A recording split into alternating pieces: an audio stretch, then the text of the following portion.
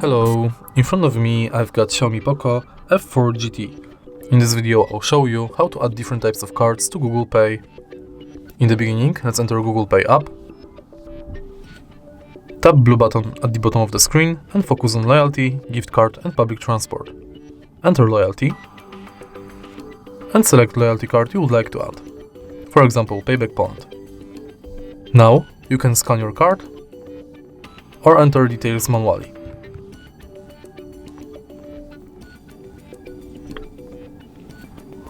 And it's done. Next, let's select gift card, which is pretty similar to loyalty card because you have to select a shop, enter card number, PIN, balance your notes and tap save.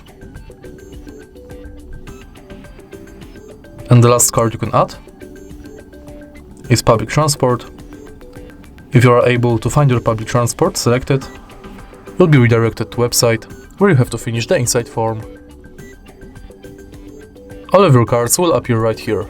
If you find this video helpful, please leave a like, comment and subscribe.